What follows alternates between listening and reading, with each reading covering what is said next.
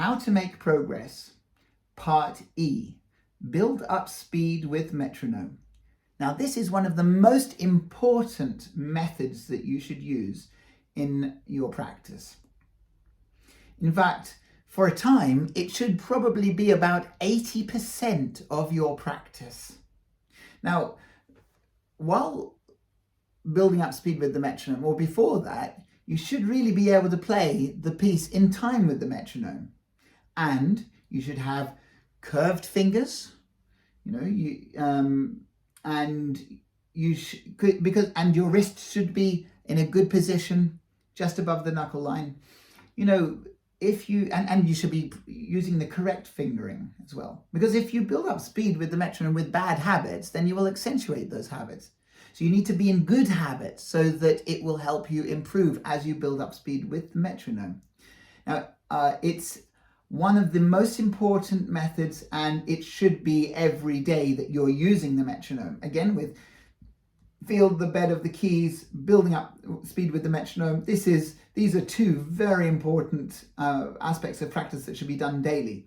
So once you can play a section or a bar or the whole piece in time with the metronome, that's when you decide, okay, I'm now ready to build up speed, maybe up 5 at a time or 10 at a time. So if I put the metronome on at 100, I could play this piece and I could say, okay, look, I'm going to build up speed with the metronome 1 note per beat. So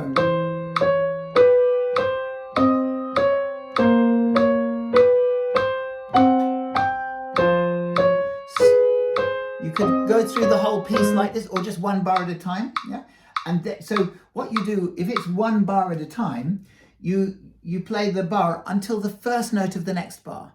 If it's 1 section at a time, you practice from the beginning of that section until the first note of the next section, because you're trying to practice continuity. And if you practice until just the last note of a bar or last note of a section, when you come to putting it together, you won't be used to transitioning from 1 bar to the next. So that's why this is really important. So this is 1 bar.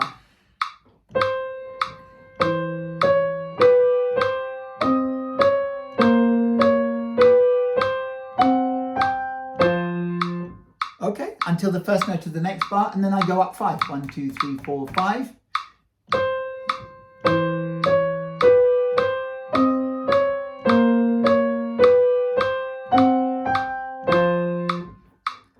Okay, notice I'm feeling the bed of the keys while I'm doing that. I'm not bothered about the dynamics at this point. It's a purely mechanical way of practicing, and you've got to have good mechanism going on there before you can put more paint on your canvas, as it were. So that you go up 5 or 10 at a time. To be honest, when it's 1 note per beat, it's usually a good idea to go up 10 at a time. Otherwise, it is a bit on the slow side and it will take forever to do. But when it's 2 notes per beat or faster, like if it's 2 or 3 or 4 notes per beat, just go up 5 at a time. Unless you have a conventional metronome, then you should just go up in the increments that are on a conventional metronome. Like if it starts at 100, go from 100, 104, 108, 112, 116, 120, 126, 132, so on. But if it's just if it's a digital metronome, go up 5 at a time. Now,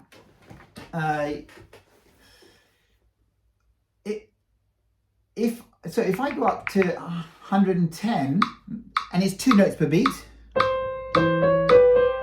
See, 1, 2, 1, 2, 1, 2 in each beat. So I'm just playing 1 bar at a time, but I could, just for illustrative purposes, but I could play the whole section in 1 go. And then, but that's after you're really good at 1 bar at a time, then do 1 section at a time. And then once you've worked on each section of the whole piece, then go on to doing the whole piece in 1 go. Now, generally, the slowest I like to start with is 60. So if I'm doing 2 notes per beat at 60, it'll be like this.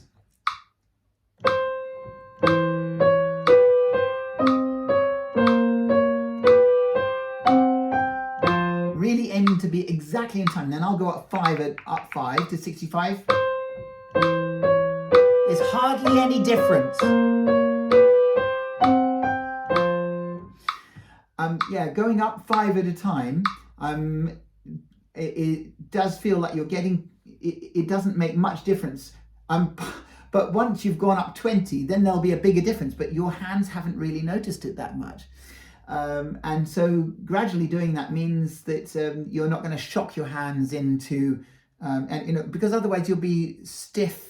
There'll be too much because of too much tension, and then of course you'll develop a bad habit of being too stiff. So that's why you should do it gradually, and also this way you avoid getting an injury or sustaining an injury. So yeah, so let's just say it's 2 notes per beat, and we get all the way up to 250 on most digital metronomes. That's the highest that you can get. So we're doing 2 notes per beat. Yeah, so 1 2 1 2 1 2 1 2. Yeah. Oh, so yeah, until the first note of the next bar. Don't be tempted to continue it. Right, just do 1 bar at a time, and then once you work through the whole piece like that, then do 1 section at a time at the same speed. Start at 60 and again go up to 250. But let's say that you want to go beyond 250. Okay. You go down to, so half of 250 is 125. So the next speed actually is 130, but you're playing twice the speed at 130. Yeah. So this is 130. Before I was doing 2 notes per beat, but to go twice the speed in order to go to the next speed, then you've got to do 4 notes per beat. So instead of, but with this piece you can't do it because it's actually in this case there are actually you can do 1 note per beat, 2 notes per beat, and 6 notes per beat, and 12 notes per beat. And you might think, okay, well, what is this? Like, can I do 4? Okay, 1 2 3 1 2 3 4 1 2 3 4 1 2 3 4. And you might think, oh, this doesn't work. Okay. Does it work 6 notes per beat? Okay, well, if it does, then we've got to go to a slower speed on the metronome. Now, this is where most people think, well, I don't know how to use the metronome. Let's just quickly go to Flight of the Bumblebee, right? So if you're working on that's actually easy to do 1 note, 2 notes, 4 notes. So like if I do 1 note per beat,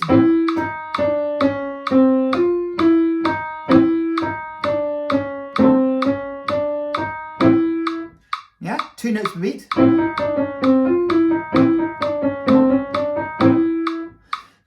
You can't do 3 notes per beat. 1 2 3 1 2 3 1 2 3 1. Then because it changes the rhythm actually, and it'll be impossible to keep the left hand in time while you're doing 3 notes per beat. Maybe you could do it without the left hand. Even there, it's a little bit confusing. We don't want you to have to spend hours trying to work out how to actually play. If it doesn't work, then use then do it in the ways that it does work. So 4 notes per beat. That's probably as fast as you'll ever need to, as fast as you will, because as you build up speed, you know, so from 130, 4 notes per beat, if I get it up to like 180,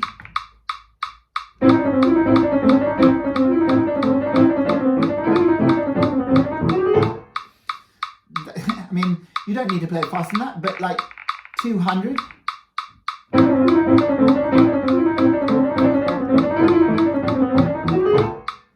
You know, let's see if I can actually do 210.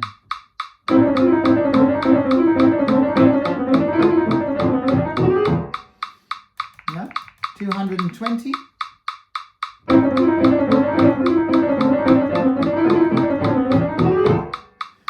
You know, it's getting really fast actually. 230.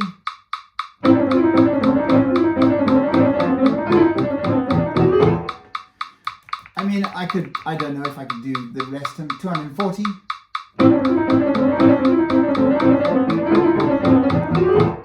Yeah, this is coming to my limit. Let me try 250.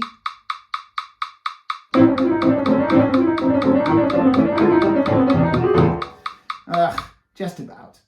But you probably, that means, you don't really, who's going to play it faster than that from beginning to end? But when you're doing another piece like the Chopin Etude, Opus 25, number 2 in F minor, if you were to go down to 60, let's say, and do 6 notes per beat. See, look, 1, 2, 3, 4, 5, 6, 1, 2, 3, 4, 5, 6, yes? So, 6 notes per beat. And then you go up 5 at a time. Another 5. And until it's really fast. I mean, let's see. Just how if we did it at 160, can I fit 6 in that? I'm not sure. 220.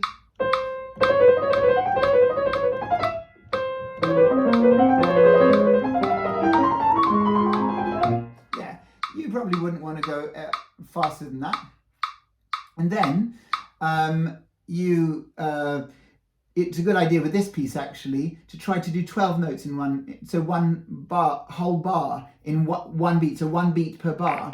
So let's just try it at 60. So once you've gone as fast as you can with 6 notes per beat, so one whole bar, which is 12 notes per beat.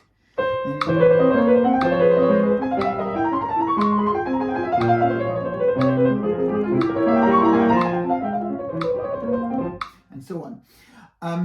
Yeah, and I mean going up 5 at a time, that it really makes it so fast.